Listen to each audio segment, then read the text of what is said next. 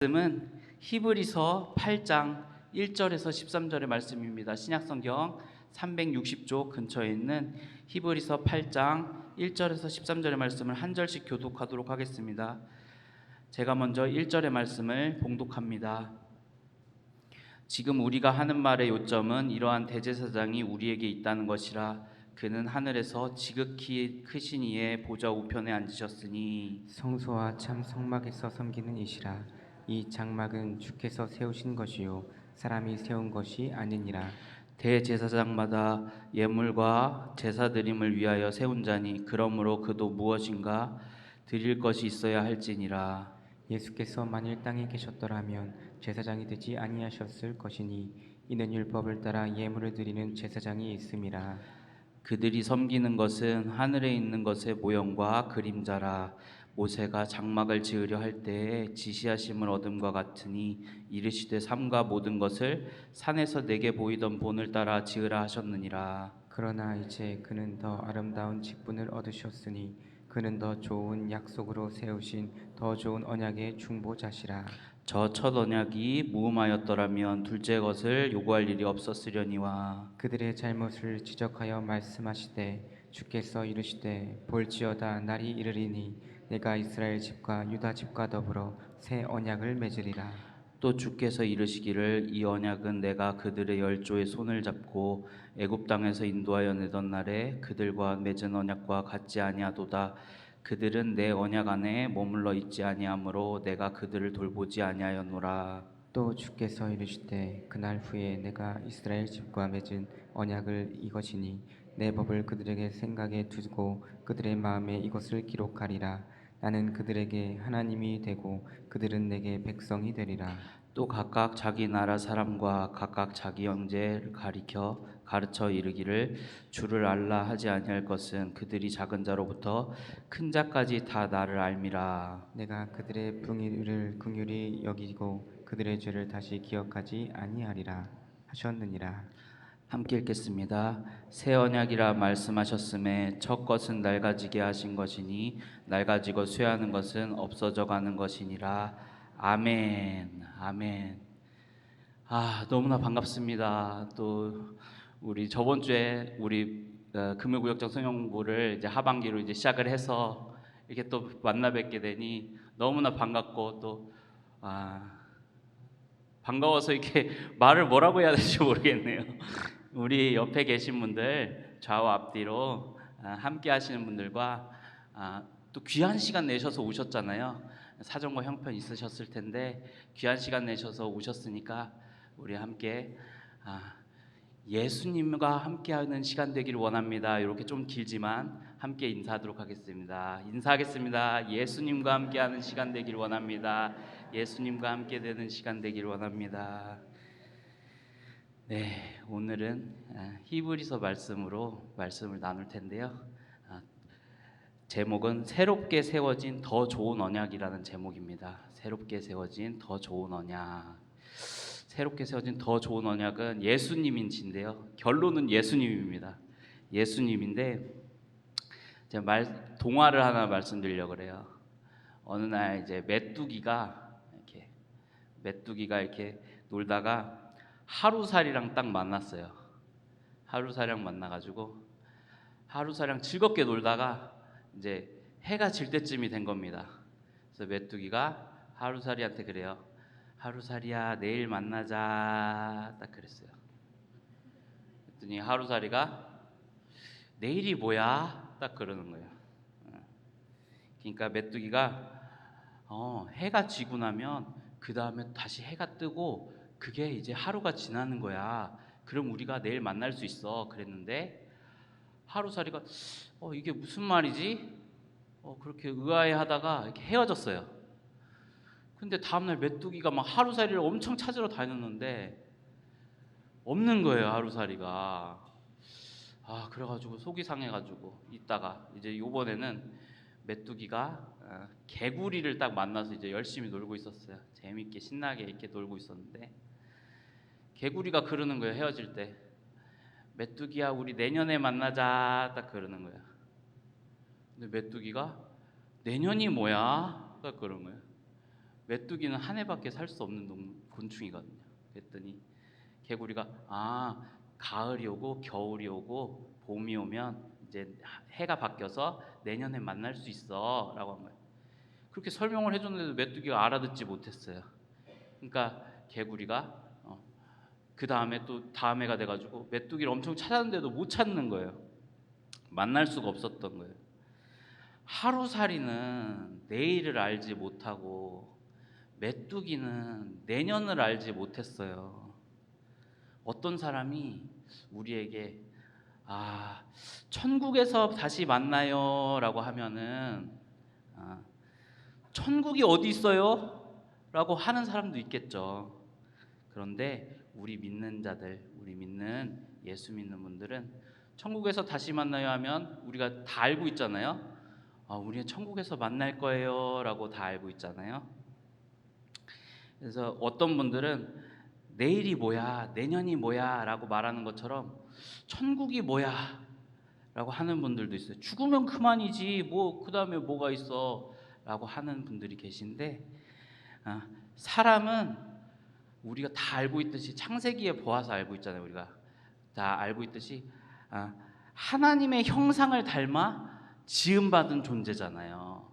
그래서 우리는 영원을 사는 존재예요. 우리의 육신은 이 땅에서 죽어 흙으로 돌아가지만 하나님의 말씀은 분명히 선언하고 있어요. 분명히 말씀하고 있어요. 우리는 부활할 것이다. 우리는 몸의 부활을 반드시 경험할 것이다 라고 하는 거예요. 우리는 그리스도 안에서 이미 예수님을 믿음으로 말미암아 새로운 피조물이 되어버렸어요. 지금 이 자리에 계신 분들은 새로운 피조물이 된 줄로 믿습니다. 믿는 자에게는 성령님이 우리 안에 계세요. 우리 안에 계셔서 때에 따라서 말씀해 주세요. 너 이렇게 좀 누워 있다가 하면은 나 더 자고 싶은데 그러면 좀 더 자자, 좀 더 졸자 하면 빈궁이 도적처럼 이르리라 막 이런 말씀이 막 들리고, 또한 내가 정직하지 못하게 행동하면 또 정직했으면 좋겠다라는 그런 예수님의 말씀이 들리고. 그렇죠. 그래서 우리는 죽음 너머의 삶의 약속뿐만 아니라 지금 이 시대, 우리 오늘 살고 있는 이 오늘 지금 이 순간에도 성령님과 함께하기 때문에 내가 영원을 살고 있는 줄로 믿습니다. 그래서 제가 말씀 하나 읽어드리려고 그래요. 요한계시록 21장 4절의 말씀입니다. 다 함께 한번 봉독해 볼까요? 시작. 모든 눈물을 그 눈에서 닦아주시니 다시는 사망이 없고 애통하는 것이나 곡하는 것이나 아픈 것이 다시 있지 아니하리니 처음 것들이 다 지나갔음이로라. 아멘.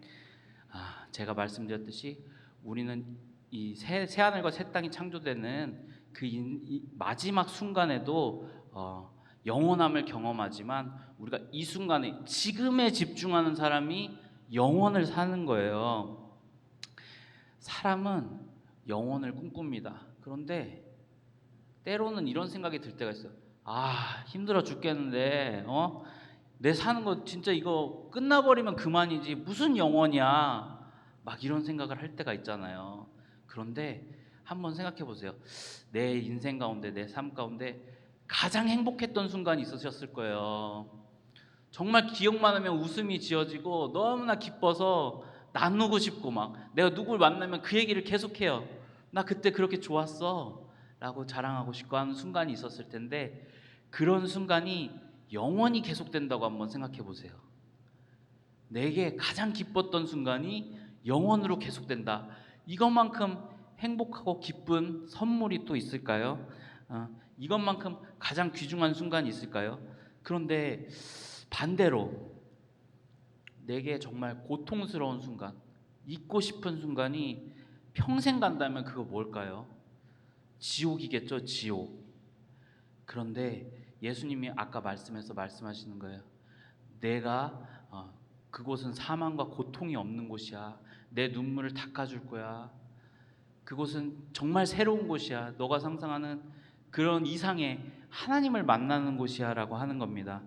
내가 주님 안에서 부활할 때 예수님과 얼굴과 얼굴을 마주하여 그 고통과 눈물과 아픔을 다 거두어 가시면서 하나님 품에 이렇게 안겨서 살 수 있는 곳이 천국인 거예요. 근데 우리가 이렇게 살아있는 동안에 이것이 잘 안 믿어질 때도 있고 믿어질 때도 있는데, 잘 안 믿어질 때 이렇게 장례식장에 가보면 우리는 그걸 피부로 느낄 수 있습니다. 완전하게 달라요. 믿는 곳에 영원한 소망이 있는 곳과 아닌 곳은 완전하게 다릅니다. 영원한 소망이 있는 곳에 슬픔이 없다는 말이 아니에요. 고통이 없다는 말이 아니에요. 잠시 잠깐 헤어지기 때문에 슬프기도 하고 고통도 있습니다. 그렇지만 소망이 있어요. 그 자리에서 다시 만나겠다는, 다시 만날 수 있다는, 그래서 내가 이 땅에 발을 딛고 지내는 동안 성실하고 정직하고 열심히 살아야겠다는 그러한 다짐을 하게 되는 겁니다. 진짜는 다시 만날 날을 그리며 선하신 하나님 안에서 현실에서 최선을 다한다는 거예요. 그러면서 부활의 소망을 품는 것이죠. 오늘 8장의 말씀의 내용을 함께 배경 이야기를 통해 보기를 원합니다. 제가 봉독해 드리겠습니다. 8장은 예수님이 새 언약의 중보자가 되신다는 사실에 주목합니다. 예수님은 우리 죄를 대신 지고 십자가에서 죽으셨고 죽음에서 부활하셨으며 하나님 보좌 우편에 앉아 우리를 위해 중보하는 대제사장으로 계십니다. 예수님은 옛 제사가 해결할 수 없었던 죄 문제를 근본적으로 완전히 해결하신 유일한 분입니다. 또한 예수님은 더 아름다운 직분을 얻어 하나님과 인간 사이에 더 좋은 언약을 세우신 분입니다. 히브리서 기자는 새 언약의 특징을 이야기합니다. 새 언약은 우리가 어떤 환경에 있든지 우리 마음에 새겨져 우리 존재를 변화시킵니다 라고 합니다. 오늘 이 새 언약의 중보자라는 말씀으로 이제 시작이 되는데, 새 언약의 중보자가 되신다는 건 뭐냐면, 새 언약이 있다면 옛 언약이 있을 거 아니겠어요? 옛 언약이 있을 텐데, 새 언약은 뭐냐면 완전히 새롭게 하신다는 건데, 그 특별한 완전히 새롭게 하신다는 것에 여러 가지 특징이 있지만 오늘은 한 가지에 정말 주목해 보고자 합니다. 그것이 무엇이냐면 제가 계속 말씀드렸던 영원함입니다. 영원함. 예수님이 대제사장으로 죄를 다루시기 전에는 제사장들이 동물을 잡았어야 됐어요. 그리고 그 곡식을 태웠어야 됐어요. 이런 어떤 제사를 계속해서 드렸어야 했는데, 그래야만 나의 죄가 속죄가 되는 거거든요. 우리는 어떤 종교에서든지 보든지 간에 그런 원리를 많이 볼 수 있어요. 내 죄를 사하여 주시기 위해 어떤 그런 대신하여 제물을 드리는 형태의 모습을 많이 볼 수 있거든요. 그런데 우리 기독교에서는 하나님께서는 그 제물을 동물의 피라든지 정해진 레위기의 그 말씀을 통해서 정해서 뭐 소나 양이나 이런 어떤 정해진 절차에 의해서 드리도록 이렇게 약속하셨어요. 그런데 매번 죄사함을 요청하기 위해서는 그렇게 제사장들이 대제사장들이 이렇게 그런 제사를 진행했는데, 예수님께서는 두 가지 일을 하셨어요. 뭐냐면 본인이 친히 완전한 제물이 되셨어요. 십자가에 매달리셔서 내가 친히 완전한 제물이 되겠다라고 하셨고, 또한 친히 대제사장이 되셨어요. 친히 제사를 집례하셨어요. 그래서 예수님이라는 완전한 제물, 그리고 예수님이라는 완전한 대제사장이라는 것을 통해서 죄사함을 우리가 믿는 자는 영원히 죄사함을 받을 수 있는 은혜를 받을 수 있게 된 거예요. 그런데 매번 제사를 드려야 하는 그런 상황이 그 전에 놓였었는데, 예수님이 드린 제사는 완전한 제사이기 때문에 단 한 번의 제사로 우리가 그 죄사함을 받을 수 있다고 약속을 해주신 겁니다. 이 영원하다는 게 얼마나 중요한지 우리는 지금 동물을 잡거나 곡식을 태우거나 이런 일을 하지 않잖아요. 번거롭고 어려운 의식을 하지 않잖아요. 그리고 대제사장이 들어가서 그 제사를 집례할 때 혹여나 실수를 할 수도 있고 절차상에 문제가 있을 수도 있는데, 그것이 아니라 완전하신 분이 완전한 제물이 돼서 드린 제사였기 때문에, 하나님께 드린 예배였기 때문에 우리가 그 믿음으로 나아갈 수 있는 거거든요. 내가 하나님과 하나 될 수 있다는 것. 우리 여러분, 만약에 에덴 동산에서 아담이 죄를 짓지 않고 살았다면 하나님과 늘 거닐면서 하나님과 하나 되며 살았을 거예요. 그런데 왜 우리가 하나 되지 못하고 이렇게 내가 죄 때문에 아파하고 죄 때문에 어려워하고 할까요? 하나님과 하나 되지 못한 이유가 무엇일까요? 그건 무엇이냐면 죄 때문에 그렇습니다. 죄와 허물로 인해서 내가 하나님과 하나 되지 못하는, 이 말인즉슨 곧 바꾸어 말하면 죄와 허물이 완전히 허물어진다면, 해결이 된다면 내가 하나님과 하나 될 수 있다는 겁니다. 그래서 예수님의 십자가 사역은 엄청나게 중요한 거예요. 하나님과 나와의 어떤 그런 가로막힌 담을 완전히 허물기로 예수님께서 작정하신 거예요. 근데 어떻게 작정하셨어요? 예수님께서 친히 알고 계시면서도 죽음으로 뚜벅뚜벅 이렇게 걸어가셨잖아요. 아무런 죄가 없는 분이 내가 인류의 죄를, 이 세상의 죄를 짊어지고 가겠다 순종하시면서 감당하신 겁니다. 영원한 제물이신 건 하나님의 아들이시고 하나님이시기 때문에 그래요. 예수님이 이 신비로운 사역을 감당하신 것이 바로 예수님인데, 말씀 나누기 첫 번째 말씀을 한번 보겠습니다. 말씀 나누기 첫 번째 함께 읽도록 하겠습니다. 예수님이 얻으신 더 아름다운 직분은 무엇인가요?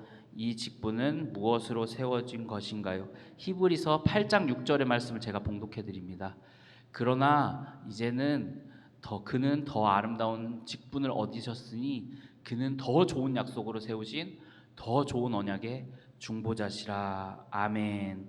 여기 계속 중보자라는 말씀이 계속 나와요. 그런데 중보자라는 말씀을 설명드리면, 중보사라는 말씀은 중개인 혹은 화해자라는 뜻입니다. 그러니까 두 당사자 사이에 계약을 맺을 수 있도록 중개하는 역할을 하는 분들이 계시죠. 그런데 그 중개 역할뿐만 아니라 그것을 보증까지 해주시는 분이에요. 그래서 중보자라고 우리가 부르는데, 구약 시대에 하나님과 사람 사이에 중보자의 역할을 했던 사람이 한 명 있었어요. 아주 유명한 사람이에요. 십계명도 받아왔어요. 누굴까요? 네, 모세였습니다. 모세였는데, 모세는 시내산에서 하나님과 사람 사이의 계약을 받아왔죠. 그런데 구약 시대는 그런 모세가 역할을 했지만, 또 천사도 가끔 하나님의 메신저로 꿈에 나타나기도 하고 실제로 돕기도 하고 이렇게 중보자의 역할도 했고, 또한 그리스도의 삼중직에 해당하는 제사장, 예언자, 왕들 또한 중개인의 역할을 감당했습니다. 그러니까 내가 하나님의 뜻을 받아서 그렇게 하나님의 마음을 이렇게 펼치면서, 뜻을 펼치면서 이렇게 살았던 거예요. 감당했던 사람이에요. 그런데 그런 모든 구약의 언약을 감당했던 그런 중보자들, 중개자들보다 더 좋은 언약이신 예수님이 오셨다는 거예요. 예수님이 그 한 분께서 새 언약의 유일한 중보자가 되셨다는 말씀입니다. 그래서 우리는 이제 죄를 허물고 하나님께로 나아가려면 문이 하나밖에 없어요. 그 문이 무엇이냐면 예수님이라는 문입니다. 예수 그리스도라는 문이에요. 예수님을 통해서만 하나님께로 갈 수 있습니다. 그래서 예수님이라는 구원자가 없이는 하나님과 연결되기가 불가능하다는 거예요. 예수님의 직분은 유일한 것이고, 하나님의 말씀의 예언을 통해 미리 말씀된 것이 예수님을 통해 성취된 것입니다. 우리 구약 곳곳에서 새 언약에 대해서 얘기하고 있어요. 특히 예레미야 31장 같은 경우에서는 이제 옛 언약은 폐해지고 새 언약이 올 것이다라고 했는데, 예수님께서 여러분 우리 성찬하잖아요. 성찬할 때 뭐라고 해요? 그 빵을 떼면서 이거 새 언약이다. 예수님의 몸을 얘기하는 새 언약이다. 또 예수님의 피를 얘기하는 새 언약이라고 이렇게 말씀하잖아요. 그 새 언약으로 약속하신 분이 바로 예수님인 것입니다. 말씀 나누기 두 번째 한번 보겠습니다. 말씀 나누기 두 번째 함께 읽도록 하겠습니다. 하나님은 이스라엘 집과 맺으시는 언약의 법을 어디에 두고 어디에 기록하겠다고 하셨나요? 아멘. 히브리서 8장 10절의 말씀을 봉독합니다. 또 주께서 이르시되 그날 후에 내가 이스라엘 집과 맺을 언약은 이것이니 내 법을 그들의 생각에 두고 그들의 마음에 이것을 기억하리라. 나는 그들에게 하나님이 되고 그들은 내게 백성이 되리라. 아멘. 그 전에 구약 시대에 제가 모세가 중보자 중개자 역할을 했다 그랬는데 그 십계명 받아올 때 어디에 받아왔어요? 네, 돌판에 받아왔죠. 돌판에. 그런데 이 돌판을 받았는데 이스라엘 백성은 이를 다 지킬 수도 없었고 이 돌판을 들고 다닐 수도 없었어요. 그런데 예수님께서는 이제는 하나님의 법을 돌판에 새기는 게 아니라 우리 마음에 새기라고 하는 거예요. 성령님을 통해서 우리 마음에 새겨지는, 그거 어떻게 알 수 있어요? 내 마음에 새겨진지 어떻게 알 수 있어요? 제가 아까 얘기했잖아요. 누워있는데 좀 더 자고 싶은데 좀 더 자자, 좀 더 졸자, 빈궁이 도적같이 이르리라 이러면서 딱 일어나게 되잖아요. 그러니까 우리가 어떤 선택을 하게 되고 어떤 어려운 순간이 됐을 때 하나님의 말씀이 우리의 마음의 법에 새겨져 있기 때문에 생각이 나는 겁니다. 그러면 말씀 다지기 한번 보시면서 또 다음으로 넘어가도록 하겠습니다. 함께 읽도록 하겠습니다. 하나님은 이스라엘을 그분의 백성 삼으시고 돌판에 언약을 새겨 그들에게 주셨습니다. 때가 되자 옛 언약을 폐하시고 예수 그리스도로 말미암은 새 언약을 마음에 새겨 주십니다. 예수님은 그분의 피로 완전하고 영원한 구원을 이루셨고 이제 우리는 대제사장이신 예수님을 통해 언제든 하나님께 나아갈 수 있습니다. 예수님은 더 좋은 언약의 중보자가 되셔서 언약을 확증해 주십니다. 예수님을 믿는 우리는 이제 옛사람의 습관을 따르지 않고 변화된 존재로 살아갑니다. 우리 안에 거하시는 성령의 인도하심을 따라 거룩한 삶을 추구하게 됩니다. 아멘. 이렇게 하나님의 말씀의 법을 따라서 이렇게 생활하면 성령의 인도하심을 구하면 내 삶이 변화한대요. 그런데 우리 한번 이렇게 생각해 볼까요? 내가 예수님을 믿고 이렇게 생활하고 있는데 내 삶이 이렇게 확 변하던가요? 때로는 이렇게 변하고 싶은데 이렇게 잘 되지가 않아요. 그런데 한번 우리가 은혜의 눈으로 한번 이것을 본다면 우리가 순간순간에는 이것을 잘 알지 못해요. 그런데 여러분 비행기를 타고 어떤 먼 곳을 간다고 했을 때 각도가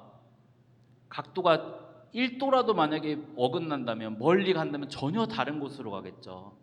그런데 각도가 만약에 정확한 곳으로 간다면 더디 간다고 해도 결국에는 그 곳에 도착합니다. 우리는 신앙생활 이렇게 오랫동안 하시고 계신 분들이 많이 계실 텐데 지난 시절을 한번 돌아보세요. 돌아보시면 내가 때로는 뒤로 가기도 했고 더디 가기도 했지만 내 방향이 예수님을 향해 가고 있다면 내가 이만큼 변해왔구나라는 것을 은혜로 경험하실 수 있을 겁니다. 내가 한 5년 전, 10년 전 어제랑 비교하면 변한 게 없어 보여요. 그런데 한 5년 전, 1년 전, 한 달 전 이렇게 비교해보면 내가 분명히 변해가는 것을 우리가 알 수 있어요. 예수님께서는 그런 방향을 우리에게 정확하게 주시는 겁니다.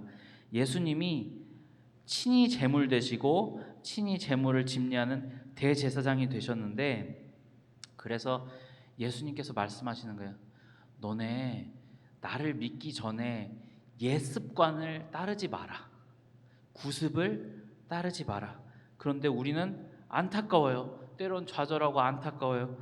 그런데 제가 말씀드렸듯이 우리는 예수님을 표대로 해서 달려가고 있는지를 보는 게 중요합니다.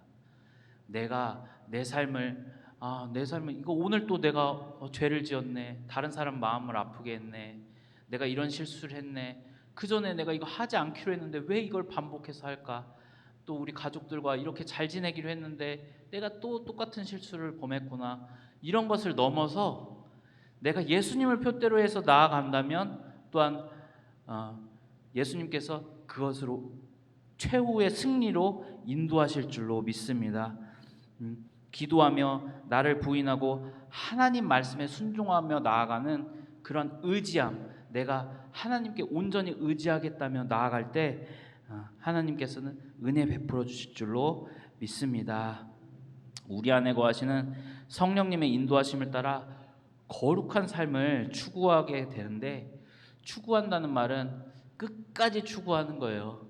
가다가 잠깐 쉴지라도 잠깐 멈추더라도 끝까지 우리가 가는 겁니다. 예수님의 피의 공로를 생각하며 하나님의 말씀에 나를 비추어 회개해야 하는 겁니다. 왜냐하면 내가 예수님을 믿었지만 내 안에 죄의 습성이 완전 도사리고 있어요, 아직도. 그래서 우는 사자가 삼킬 것 같이 내 주위를 막 이렇게 맴돌고 있어요. 오늘의 말씀을 가지고 적용과 나눔 한번 보도록 하겠습니다. 적용과 나눔 1번과 2번을 함께 읽겠습니다. 시작. 더 좋은 언약의 중보자이신 예수님이 내게 꼭 필요한 이유는 무엇인지 나누어 보세요. 예수님을 믿고 마음에 하나님의 법이 있는 사람이 되었다면 내가 어떤 점에서 달라졌다고 느끼는지 나누어 보세요. 아멘. 제가 한번 여쭤볼게요. 정말 중요한 질문입니다. 정말 내게 예수님이 필요합니까? 정말 내게 예수님이 필요합니까? 그러면 누가 물었어요. 당신한테 예수님이 왜 꼭 필요하죠? 라고 물었을 때 내가 그 사람에게 나는 이러해서 예수님이 내가 꼭 필요합니다라고 말씀하실 수 있겠어요? 네. 오늘 이 질문에 예수님이 내게 꼭 필요한지 스스로에게 한번 물어보시기 바랍니다. 내가 그냥 이렇게 지나가면서 내가 예수님을 나의 구주로 삼습니다, 나의 구주로 믿습니다 라고 하는 것이 그냥 넘어가는 것이 아니라 누가 나에게 물었을 때 내가 정확한 말로 내가 이러하기 때문에 내가 예수님이 꼭 필요합니다, 예수님이 나의 구주십니다. 그리고 거기 덧붙여서 꼭 해야 되는 게 있어요. 뭐냐면 내가 예수 믿기 전과 예수 믿은 다음에 이런 것이 달라졌습니다, 이런 것이 달라졌습니다 라고 하는 고백이 있어야 되는 거예요. 만약 예수님이 필요하다고 하면서도 하나님의 법이 마음에 있다고 하면서도 예수님을 닮아가지 않는다면 정말 예수님을 나의 주님으로 받아들이고 있는지 돌아보셔야 합니다. 더 좋은 언약의 중보자이신 예수님을 믿음으로 믿는다는 게 얼마나 큰 영광이고 영혼 구원을 위해 엄청난 사건임을 우리가 믿는다면 과는 완전히 다른 삶을 사는 겁니다.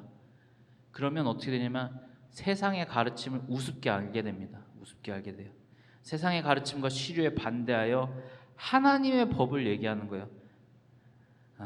나보다 더 잘난 능력을 자랑하거나 남보다 더 가졌다거나 남보다 더 편안하게 지낸다는 게 자랑거리가 아니라 나의 자랑 예수님이 되는 겁니다. 더 좋은 언약의 중보자인 예수님을 마음에 품으면 하나님만 자랑하게 되는 거예요. 내가 너무나 보잘것없고 내가 너무나 부족하다는 걸 알기 때문에 하나님만 자랑하게 되는 겁니다. 더 좋은 언약인 중보자이신 예수님의 말씀을 매일 가까이 해야지만 이러한 고백이 가능해요. 왜냐하면 나가 연약하고 악하기 때문에 하나님의 말씀을 가까이 하지 않고 멀리 두면서 이런 고백을 하는 일은 있을 수가 없습니다. 그 말씀을 통해 내 믿음이 세워지길 원한다면 하나님의 소원을 이루어드리는데 내가 뭐가 되냐면 의의 병기가 되는 겁니다. 의의 병기. 예수님을 믿고 마음에 하나님의 법이 있는 사람이 되었다면 내가 어떤 점에서 달라졌는지 나누어 보라는 말씀에 저도 한번 생각을 해봤어요. 내가 예수님을 믿기 전과 믿은 후에 뭐가 달라졌냐? 완전하진 않지만 내 안에 좀 자족하는 마음이 좀 생긴 것 같아요. 그전엔 더 가지려고 막 이렇게 경쟁에서 내가 이겨야만 직성이 풀리고 이랬는데 내 안에서 나를 점검하는, 나를 돌아보는 적용을 하게 되는 겁니다. 적용을. 그러니까 우리가 말씀을 가까이 하면 할수록 다른 사람은 정죄하기 너무 쉬워요. 막 말씀 듣다 보면 이렇잖아요. 이거 내 아내가 들었으면 하는 말씀인데, 내 남편이 들었으면 하는 말씀인데, 우리 자식이 이 말씀 들으면 얼마나 좋을까? 막 이런 생각 하잖아요. 그런데 사실은 모든 말씀은 나를 부수고 빻는 데 사용되는 것 되어야만 합니다. 물론 부족한 부분이 있을 수 있어요. 나의 생활 습관이 구습이 있어서 완전히 변하는데 시간이 걸립니다. 그러나 말씀의 1차 적용자는 바로 나입니다. 더 좋은 언약에 어울리는 신앙생활을 하는 게 바로 나인지를 돌아보시기를 바랍니다. 돌같이 마음이 막 단단한 분이 계세요. 그리고 얼음같이 막 차가운 분이 계세요. 그런데 그런 분들이 예수님께서 뜨거운 보혈을 흘리셨다는 걸 기억하시기 바랍니다. 뜨거운 보혈을 흘리셔서 아름다운 직분을 감당하셨습니다. 여기 계신 분들 다 직분 있으시잖아요. 다 직분 있으세요. 다 직분 있으신데 여러분께서는 그 직분을 무엇을 흘려 감당하고 계신지 한번 돌아보시기 바랍니다. 믿기만 하라고 말씀하신 우리의 대제사장인 예수님께서는 보혈을 흘리셔서 직분을 감당하셨어요. 근데 나는 우리 가족을 위해서, 우리 옆에 있는 믿음의 식구들을 위해서 무엇을 흘려서 내가 직분을 감당하고 있는지 한번 돌아보시기 바랍니다. 저와 여러분은 이런 몇 가지 말씀을 붙들고 또한 몇 가지 신앙생활의 그런 패턴을 가지고 이렇게 신앙생활을 해요. 평생을 신앙생활 하신 분들도 이런 고백을 하는 경우를 많이 봐요. 내가 이 말씀 때문에 살았어. 이 말씀 붙들고 이렇게 여기까지 왔어. 이런 말씀을 하는 경우가 있는데 그 말씀이 성령님께서 여러분을 그 예수님의 대제사장께서 여러분의 심령에 마음에 말씀을 새겨주신 줄로 믿습니다. 그 새겨주신 말씀의 그 은혜에 우리가 조금이라도 보답하는 마음 또한 우리의 직분을 감당하는 마음으로 나아가길 원합니다. 은혜는 공짜잖아요. 은혜는 공짜인데 또 달리 말하면 그 공짜가 그냥 이루어진 게 하나도 없어요. 여러분 잘 아시잖아요. 작은 거 하나도 그냥 이루어지는 거 하나도 없다는 거. 그런데 그 공짜라고 믿어지는 것, 그것이 성령님이 내 안에 계신다는 증거입니다. 물론 우리는 성경 말씀을 가까이 해야겠죠. 하나님 말씀에 더욱 귀 기울여야겠죠. 또한 우리는 정말 감사한 것이 성령의 시대에 살고 있어요. 성령의 시대에. 부활의 첫 열매 되시는 예수님이 더 좋은 언약으로 계시는 언약의 시대에 살고 있어요. 새롭게 세워진 더 좋은 언약이신 예수님을 찬양하기를 원합니다. 또한 내 삶이 정말 변화되기를 원한다는 그러한 간절한 마음으로 나아가기를 원합니다. 내 삶에 성령님의 음성이 더욱 들리기를 원합니다. 말씀으로 기도하기 한번 읽으시고 찬양하시겠습니다. 말씀으로 기도하기 함께 읽겠습니다. 영원한 중보자 예수 그리스도를 찬양합니다. 제 마음에 새겨진 언약의 말씀을 기억하고 지킬 수 있도록 성령의 도우심을 간구합니다. 하나님 백성답게 거룩한 삶의 열매를 맺게 하소서. 아멘. 성령이 오셨네 함께 찬송하시겠습니다.